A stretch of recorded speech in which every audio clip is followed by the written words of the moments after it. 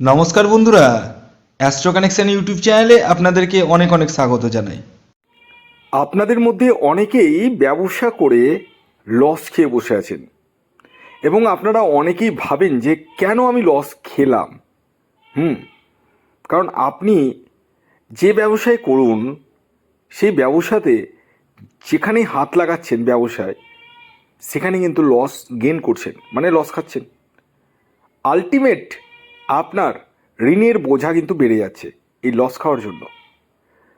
আজকের ভিডিওতে আমি আপনাদেরকে বলবো জ্যোতিষশাস্ত্র মতে ব্যবসায় কারা লস খায়, অর্থাৎ জ্যোতিষশাস্ত্র মতে ব্যবসা করতে গেলে আপনাদের কোন কোন বিষয়গুলো কেয়ারফুলি দেখতে হবে আগে আপনার হস্তরেখায় বা আপনার বার্থ চার্টে। দেখুন, ব্যবসা আমরা কম বেশি সবাই করতে চাই এবং ব্যবসার একটা মজার জিনিস কি জানেন? ব্যবসার সবচেয়ে মজার জিনিস যে আপনি হচ্ছেন ব্যবসার মালিক, মানে আপনার মাথার উপরে কেউ থাকে না, যেটা চাকরিতে থাকে। মানে আপনি ধরুন একটা কোনো বেসরকারি কোম্পানিতেই চাকরি করছেন, আমি বেসরকারি কথাই বলবো কারণ এখন বর্তমান যুগে গভর্নমেন্ট সার্ভিসের জায়গাটা সেরকম মাত্রায় নেই। তো এই যে বেসরকারি জায়গায় যে কাজ করছেন আপনার বসের কিন্তু গালিগালাজ খেতে হয় এবং আপনাকে অনেক টার্গেট দেওয়া হয়, সেই টার্গেটগুলো ফুলফিল করতে হয়। এই করতে করতে আপনারা কিন্তু অনেকেই প্যানিক বা অনেকেই কিন্তু বিভিন্ন রকম টেনশন বা অ্যাংজাইটির মধ্যে পড়ে যান। কিন্তু ব্যবসার ক্ষেত্রে যেহেতু আপনি আপনার নিজের ব্যবসার মালিক, তাই আপনারা নিজেই যেটা সিদ্ধান্ত নেন সেই সিদ্ধান্ত অনুযায়ী কিন্তু ব্যবসা করেন। এবার আমি আপনাদেরকে বলবো যে মানে ব্যবসায় লস যে খায় কি কারণে খায় আমি অবশ্যই বলবো, কিন্তু তার আগে ব্যবসা অনেকগুলো ভাগ রয়েছে, ব্যবসার অনেকগুলো ভাগ রয়েছে। প্রথম যে ব্যবসাটির কথা বলবো সেটা সেলফ বিজনেস, মানে আপনি নিজের বিজনেস। ধরুন আপনি একটা মুদির দোকান খুলে বসেছেন বা আপনার কোনো কসমেটিক্সের দোকান রয়েছে, আপনি মাল নিয়ে আসছেন, আপনি মাল বেচছেন, আপনি প্রফিট করছেন। এটা প্রথম পর্যায়। দ্বিতীয় পর্যায়ের আরেকটি বিজনেসের যেটা কথা বলবো সেটা হচ্ছে পার্টনারশিপ বিজনেস, মানে উভয় মিলে করছেন, দুই বন্ধু মিলে কোনো একটা বিজনেস করছেন, সেই বিজনেসের যা প্রফিট হচ্ছে সেটা দুজনে মিলে ইকুয়ালি ভাগ করে নিচ্ছেন। 3 নম্বর যে বিজনেসটির কথা বলবো সেটি হচ্ছে অনলাইন বিজনেস। হ্যাঁ, অনলাইন বিজনেস ওটাও এক ধরনের বিজনেস। কি কি অনলাইন বিজনেসের মধ্যে পড়ে? Affiliate marketing, product selling. এই যে ফ্লিপকার্ট বলুন, অ্যামাজন বলুন, এখানে প্রোডাক্ট সেল করেও কিন্তু আমরা অনেকেই কিন্তু প্রফিট গেইন করি, মানে যারা করছে তারা। এছাড়াও আদার্স অনেক রকমই ব্যবসা রয়েছে।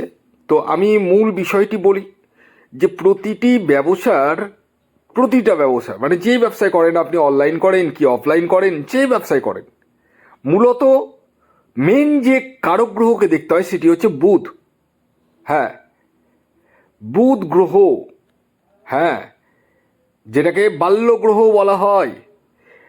ধরুন কারো জন্মছকে বুধ শুভ অবস্থায় নেই, সে ব্যবসা খুলে বসে গেছে, সে যে ব্যবসায় করুক, সে জলের ব্যবসা করুক, কসমেটিক্সের ব্যবসা করুক বা আদার্স কোনো ব্যবসা করুক, যে ব্যবসায় করুক, তার লস হওয়ার চান্স কিন্তু অনেকটাই বেশি, কমপক্ষে 80 থেকে 85% বেশি।